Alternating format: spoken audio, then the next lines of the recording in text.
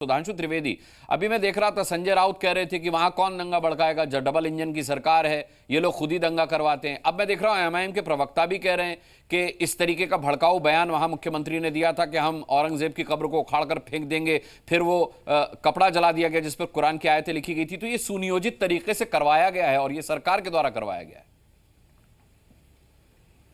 है। देखिए, पहली बात तो इस देश में बहुत विडंबनापूर्ण स्थिति है। आज 21वीं सदी का भारत है, हम 5वीं बड़ी अर्थव्यवस्था बने हैं, 5G रोल आउट में सबसे आगे हैं और प्रधानमंत्री जी पेरिस में जाके एआई की ग्लोबल समिट को को चेयर करके आए हैं। मगर उसके बाद ये औरंगजेब के जिनको दिमाग में रखकर कौन लोग हैं जो अभी भी पड़े रहना चाहते हैं। पॉइंट नंबर 1, हमने औरंगजेब का विषय लाया क्या? नहीं। अबू आदमी किस पार्टी के हैं? समाजवादी पार्टी के। उसके बाद उसके पक्ष में बोलने वाले राशिद अल्वी कांग्रेस पार्टी के। उसके बाद इमरान मसूद कांग्रेस पार्टी के। और औरंगजेब की कब्र पे जाके फातिया पढ़ने वाले इमरान प्रतापगढ़ी कांग्रेस पार्टी के। तो पहली सवाल यह है कि कौन लोग हैं जिनकी जहनियत 17वीं शताब्दी में जाके अटक गई है, वो उससे बाहर ही नहीं निकलना चाहते।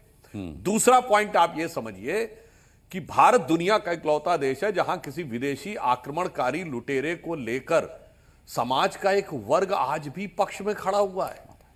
यह दुनिया का इकलौता देश है। इसीलिए वीएस नायपॉल ने किताब लिखी थी, इंडिया ए वुंडेड सिविलाइजेशन। यानी भारत दुनिया का एक विचित्र सा देश है। और मजे की बात यह है कि उसको लोग राजनीतिक समर्थन देते हैं।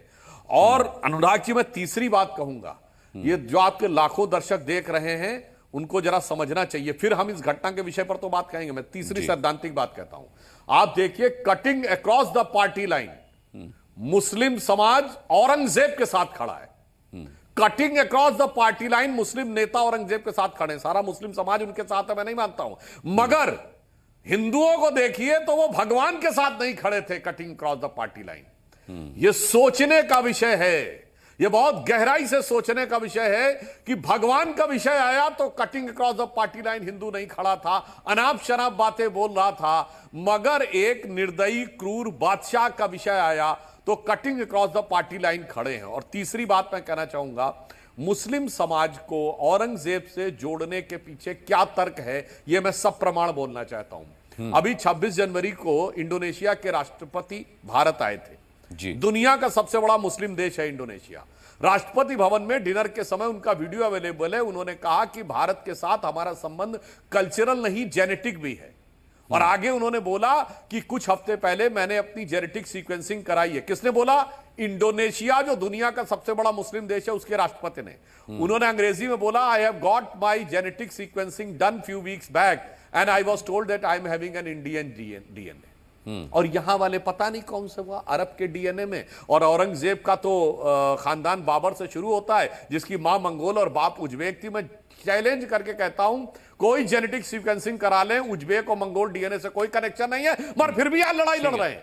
खुद कहते हैं कि पढ़ाई लिखाई में पीछे रह गए, ये हो गया। पढ़ाई लिखाई नहीं, औरंगजेब से लड़ो, औरंगजेब के मुद्दे के ऊपर लड़ो। और यह केवल इसलिए है कि हिंदू धर्म को अपमानित करने का कोई भी बिंदु दिखाई पड़े, ठीक है, तो उसको लेकर करना है। चाहे संभाजी महाराज की इस महान बलिदान को नीचा दिखाना हो, शिवाजी के बारे में अनाप शनाप बातें लिखनी हो, तो इन वामपंथी इतिहासकारों और सेकुलर इतिहासकारों ने जिस प्रकार की बातें लिखी है जो यथार्थ से कोसों दूर थी। तो एक बहुत कॉम्प्लेक्स सिचुएशन है, ये मैंने बताने का प्रयास किया। एक घटना, एक दंगा एक चीज है, मगर ये जहनियत जो है एक बहुत गहरी बीमारी है और इसको प्रॉपर समझने की जरूरत है। इलाज तो बाद में होगा। ठीक है।